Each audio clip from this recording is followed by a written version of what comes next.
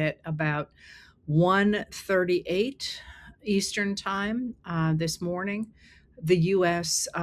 Struck Venezuela, and I figured you all would want to hear about that. And I wanted to give you the backstory for why this matters so much.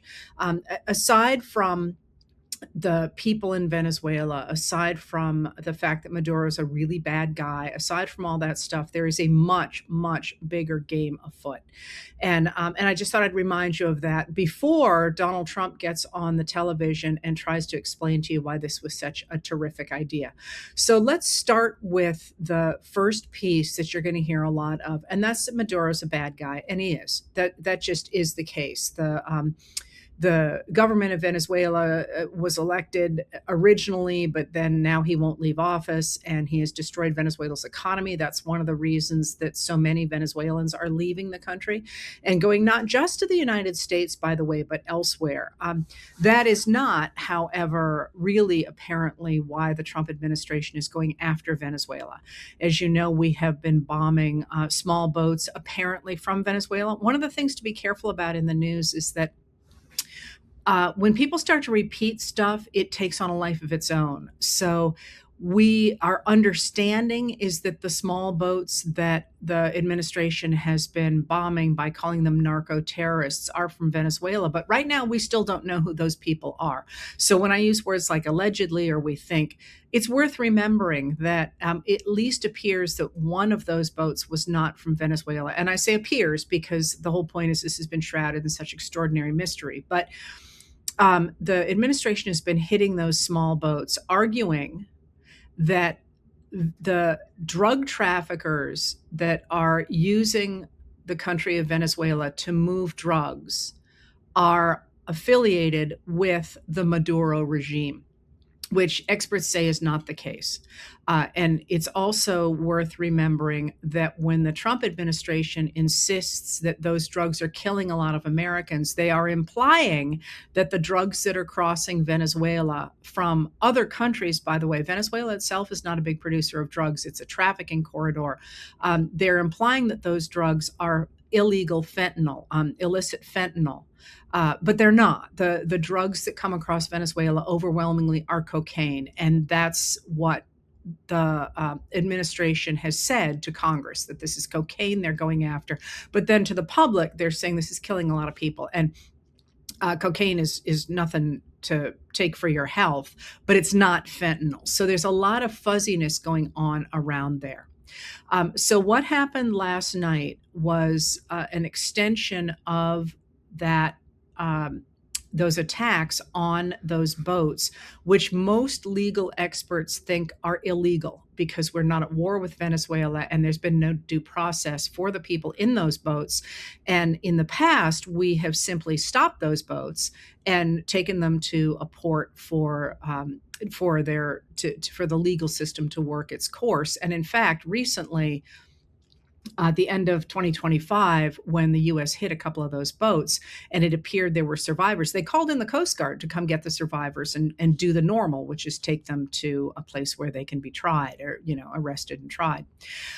There appears to have been a covert operation in Venezuela that Trump blurted out on the radio the other day. But now this morning, at, as I say, a little before 2:00, the United States appears to have struck the capital of Venezuela, Caracas, and taken out, literally not killed, but taken away Maduro and his wife.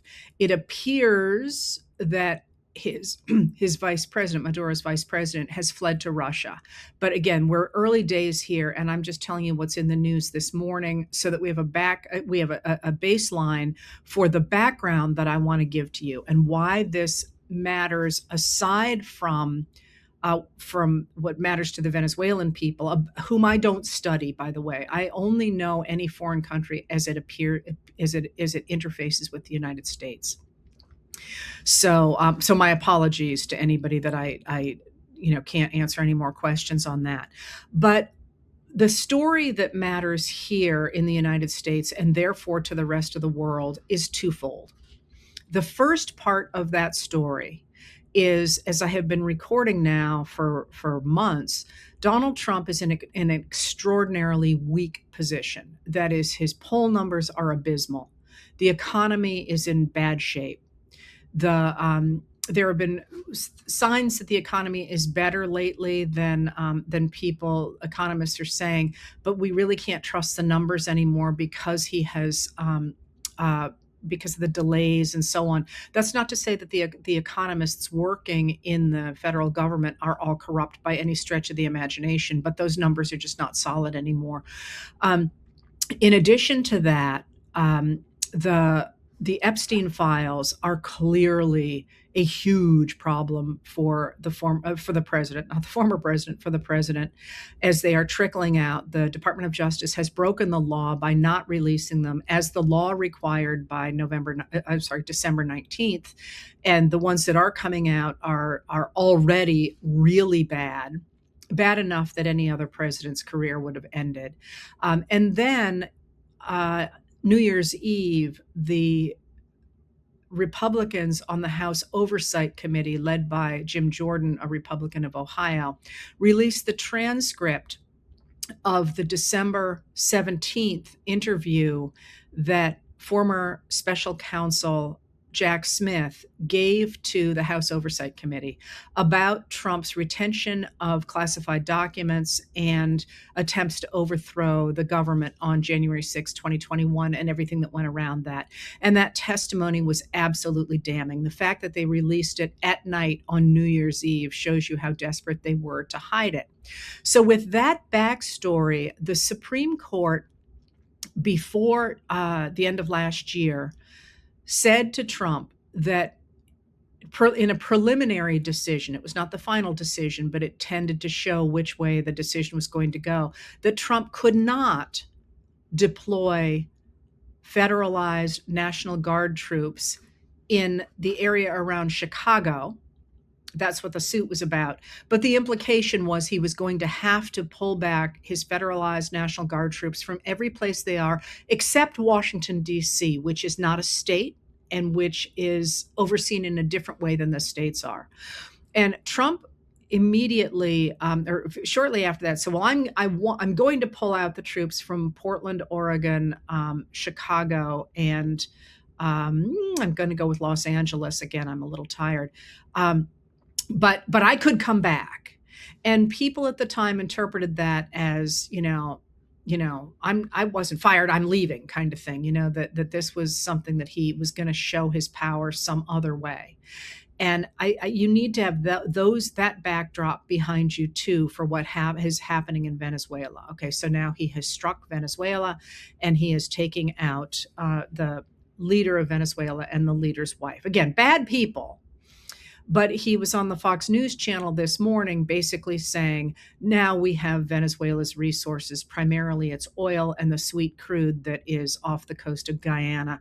It doesn't really matter. The point is there are resources in Venezuela that Trump is now saying, again, he says a lot of stuff, but saying the United States now has control over. And that's one of the things that the administration has been saying, is that Venezuela took American oil and we want it back. And there's a long, complicated argument behind that, but suffice it to say that Venezuela did not take America's oil. That's a rabbit hole I'm not going to go down, because I wanted to get to this part, and this is actually why I'm here this morning. This is a really, really, really big deal that the United States has struck Venezuela. And the reason that it is such a big deal, aside from everything else I've just said, is because the United States, with this action, has signed on to the project of destroying the rules-based international order that the Allies after World War II worked with other countries to put together to prevent future wars. What that means is this. Remember, in the early 20th century, we had World War I, and then before that was even in the rearview mirror, practically, we had World War II. And those wars are just hideous wars. I mean, they're world wars, right? And you know all the stories about both of them.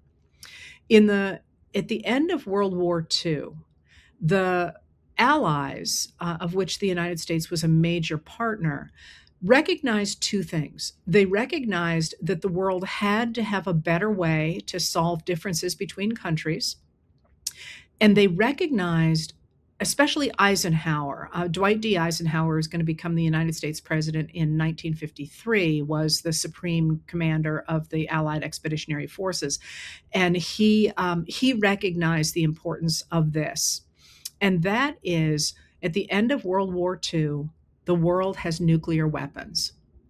And nuclear weapons are game changers, because what they do is they say if countries get mad enough at each other and you get a wackadoodle in charge, and he doesn't use the word wackadoodle, but it works. He's talking not only about political extremists, but also religious extremists, and other extremists who can commandeer a population. This is a little bit of a rabbit hole I'm going to give you, but this is a real issue after World War II. People are trying to figure out why populations will follow a wackadoodle like Mussolini or Hitler or whatever. And this is where a lot of my work centers, is how do you get a population to say, "Oh yeah, I'm okay with this." And Eisenhower cares deeply about this. It was actually Eisenhower, studying Eisenhower, that got me interested in it, because Eisenhower recognized that it was such a huge deal for the world going forward. He was profoundly moved by having seen the Order Prison Camp and what humans would do to each other. And he recognized that if humans would do that to each other in a world that had nuclear weapons, they could literally end the world. So at the end of World War II, the Allies and their partners got together and said, we have to come up with a better way. And what they did is they came up with the idea that across the globe there would be rules. That rather than just having rules within a state, within a country, that there would be rules for the world. And those rules, some of them were financial, some of them were, we've got the International Declaration of Human Rights. There are all these different ways that the countries in the world were supposed to work together. And crucial to that was the United Nations. The United Nations eventually becomes headquartered in New York, and the United States is like the anchor of the United Nations. And the United Nations matter for a lot of reasons. But one of the reasons the United Nations matter is because it says other countries, or countries, cannot invade each other. You cannot just say, I want your oil, and go into that country, which is the way we got into the messes of World Wars I and II, that you must respect each other's sovereignty. And then there are all these ways that we can work out disputes and so on. Now, there are people, and I am one of them, who have always felt that there was a weakness written into that charter. But I'm not sure that's a rabbit hole you want me to get into. The point here is that there were rules, and big countries were not supposed to invade little countries, bigger countries. So if you think, for example, about the first Gulf War, what the United States did under Republican President George H.W. Bush is they said to Iraq, no, you can't take Kuwait. And that, I don't know about you, when I was much younger then, and I was like, it's all about the oil. But in fact, there was the principle that Iraq could not simply say, hey, I'm taking Kuwait. We pushed, if you remember, the United States troops pushed Iraq back over the border and stopped. So, you do you, but we are going to make sure that you can't just take over a smaller country. All right, that's the rules-based international order. Now, Russia doesn't like that. Under Putin, Russia does not want the rules-based international order, because it wants Ukraine, and it also wants other countries, but pretty openly wants Ukraine. And this has been a struggle that's been going on. Remember that the United States, Russia, and the UK promised that we would respect Ukraine's sovereignty if Ukraine gave up its nuclear weapons. It did give up its nuclear weapons, and in goes Russia in 2014. And the United States stood against that, but somewhat half-heartedly. And this is the struggle that's been going on since then, since 2014, for the control of especially those eastern parts of Ukraine. Putin needs those. He wants those and he needs those. There's all kinds of problems in the Russian economy. which is actually quite an interesting rabbit hole that I won't take you down right now. But he wants and needs those industrial areas of Ukraine in order to prop up his own rule in Russia, and that's in real trouble right now. Meanwhile, he also recognizes that Trump's position, including his mental position, is dramatically weakening. So if he's going to get that, he's got to get that now. So one of the things that Putin has articulated repeatedly is the desire to get rid of the rules-based international order, which he says is threatening him, even though it's simply saying, no, you can't take over Ukraine. And he wants to replace it with something based in the idea of spheres of influence. That is, you'll get one really big dog in an area, and all the other countries are going to have to do what it says. And that's his plan for going forward. And he obviously wants control of Ukraine, and he wants to continue to influence and gain control over Europe. And this is one of the things that Europe is madly trying to prevent. You're seeing the militarization of the borders with Russia and the repeated defense capabilities increasing in Europe, and they're saying we're very concerned about Russia deciding it's going to do more than it is already doing in Europe, where it's poisoning people and attacking undersea cables and hitting infrastructure and so on. There was an attack on Poland less than a month ago, I think, in which a train track was blown up.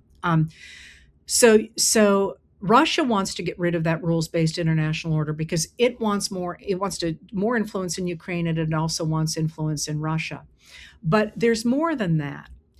Russia can't do that on its own. Russia is not strong. Russia's economy, as I say, is in really bad shape. And Putin's got a real problem. He's lost more than 1 million men in his war on Ukraine, which he expected would take a few days, right? How can he possibly do that? He can't. But the biggest dog in the world is the United States of America. So if he could get the United States of America to sign on to that, the game has changed. And this is one of the reasons that a number of people, including me, have called attention to the United States's national security strategy document that came out about a month ago, in which the United States no longer said Russia was a problem, but began to attack Europe, our ally in this international rules-based order. With the U.S. attack on Venezuela against the tenets of the UN Charter, the United States is putting its stamp of at least condoning a big power attacking a smaller power. And you know that this is what's going on because instantly Taiwan, which is very concerned about an invasion from China, popped onto social media and said, hey, we're not buying this. We're still believe in our sovereignty. And Europe instantly said, we still believe in the rules-based international order because they want to hold off Russia. So what the United States just did is it said, we're tossing overboard the rules that have kept the world from another world war since the 1940s, and instead believing that we want to have our own sphere of influence. And you can see this with Trump talking about taking Greenland, which, by the way, in April, feels like 1 million years ago, Putin gave a speech saying, hey, take this seriously because the U.S. should have Greenland. Well, what's in Greenland is, of course, access to more resources, but also if the U.S. had more power over Canada, Greenland, the United States, and now South America, it becomes the hegemon of the Western Hemisphere here. It is a much weaker position for the United States than it has had since the 1940s, because rather than being part of the entire globe, we simply become the power that's going to grab all the resources in other countries. But it's one that looks very attractive to somebody like Donald Trump because of the degree to which he and his cronies can do what Putin has done, which is strip the lands for parts and put the money in their own pockets. And, already we are seeing people in Trump's circle reaching for the oil in Venezuela, and there's just going to be extraordinary corruption around this. Trump has done this without the approval of Congress. And that's the final piece here that you need to pay attention to. He is claiming the right to invade another country without provocation. I mean, this idea that these are narco terrorists that are hurting the United States is a fantasy. Without provocation and without consultation with Congress. And this was really deliberate. The first attack on the boats was on September 2nd. That's the double tap strike that has, gotten such attention. But it was on September 2nd, and within 2 days, under the War Powers Act of 1973, the president has to inform Congress that he has done so. And Trump did that. And he said, I'm informing you because of the War Powers Act, but under the War Powers Act, the president has only 60 days to act without getting approval of Congress to continue those strikes. And Trump just blew through that. He never got that approval. And now he has just continued with that, going into Venezuela without Congress. Congress, under the Constitution, is the only body that can declare war. And again, under the War Powers Act, he ought to have consulted with them. It appears, as I say, very early days here, that he informed Republicans in the, at least on the Gang of Eight, that he was going in, but not the Democrats, which says he is declaring himself the leader of a one-party dictatorial state. And that's the other piece here. When you think about this, again, Maduro is nobody's buddy. He's just not. But there are the way that Trump has done this, and Trump's advisors, by the way, I'm not sure how much of this is Trump and how much he just likes the bangs, which is what he was talking about on the Fox News channel. The way he has done this not only destroys the rules-based international order, it also destroys another guardrail of the Constitution. So when I say this is a really, really, really, really, really big deal, this is a cornered president who is in serious trouble with the American people and with legal issues over, he seems to think the problem with the Epstein files, at least so he says, is that people will be embarrassed. They're not hiding those files to stop people from being embarrassed. They're hiding those files because there's something huge in them. And by the way, I was an Epstein files skeptic, big time. But the more they're doing this and the more we're seeing, the more there's just got to be something there, or they would have released them all. And then we've got Jack Smith out there right before January 6th, which is coming up in 3 days, and has been a real issue of concern for a lot of us, is that on the 5th year anniversary of January 6th, he would try something. Well, here we have an attack on the rules-based international order. Here we have an attack on the U.S. Constitution. And if we get rid of those two things, because of the direction and the ideology of people like Vladimir Putin, the president of Russia, the next step in the United States is to move more and more into an authoritarian regime like that.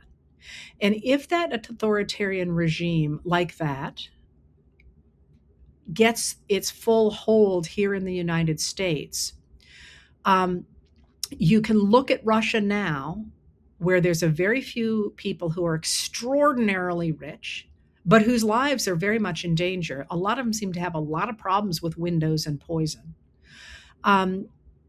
And you can assume that these trends that we're seeing in the United States already are going to be coming here. So when you see people saying, well, Maduro's a bad guy, this is a great way to get rid of him, this is the way the United States should operate, be very clear that Maduro is absolutely a bad guy. But if you break all the rules to get him the way Trump has done, what's being destroyed is not simply Maduro's regime. And by the way, I should have said this. Heads of state enjoy immunity. There's no way that we should have the right to try him, especially since we did try and convict by a jury of the former president of Honduras who was doing the drug trafficking, and Trump just pardoned him. So, as people are saying at this point, Maduro's people are probably looking at how much money it will take to free Maduro if he puts it in the pocket of Trump, which is, of course, exactly what Putin does, grabs people and then uses them essentially as hostages. So, this late or early morning strike against Venezuela is not simply let's get rid of a bad guy. It is, and by the way, there was an election in Venezuela in 2024. There is an elected leader that was not Maduro. My guess is the Trump administration is not going to be putting that person in power, but we'll see. But when you look at this moment, this is a huge crisis for the United States of America, not just for Venezuela. And it is a huge crisis for the world because of the breakdown of that rules-based international order that has kept us from a war since World War II. Not, we've had local wars, but we've not had a world war, a war in Europe, for example. And it is a direct attack on the U.S., another direct attack on the U.S. Constitution. So don't be fuzzy about what happened here. And this would be a great moment to speak up to your Congress people, especially your Republican Congress people. The Democrats have already come out and said, excuse me, what are you doing here? But they are not in the majority. And a lot of the Republicans started out, even the far right ones started out by saying, hey, wait a second here. This doesn't look legal.